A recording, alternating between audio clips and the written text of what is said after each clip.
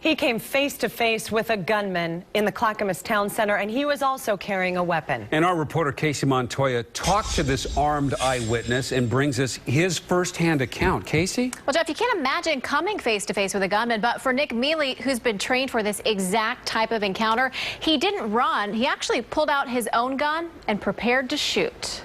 I know that he turned and looked at me and he saw me. 22-year-old Nick Mealy says he came face to face with Jacob Roberts at Clackamas Town Center last Tuesday after he had already shot 3 people. No one knew I had it on me until I needed it, until I needed to take it out and use it. He's talking about the Glock 22 pistol he was carrying that day.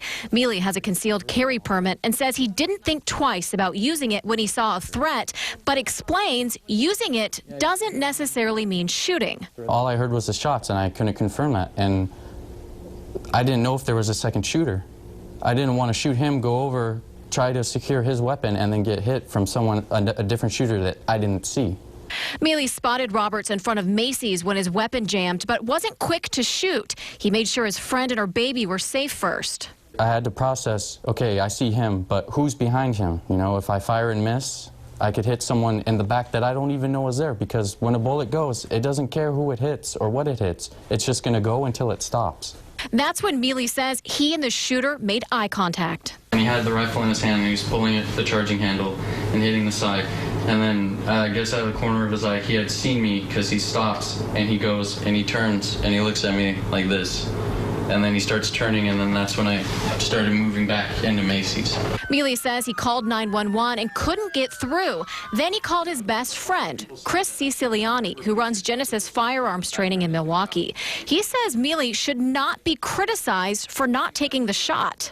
Who's to say that that round wouldn't have penetrated through him and continue going? Okay. See, when you carry a concealed handgun, there's so much you have to take into consideration.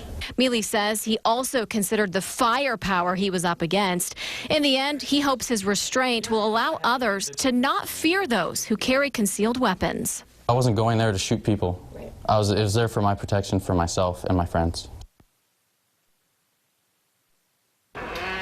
Mealy says he did make a statement to officers before he left the mall that day. They won't comment on any eyewitness accounts yet. And he says since he used to be a security guard at that mall, he knows the confrontation is likely caught on camera. Jeff?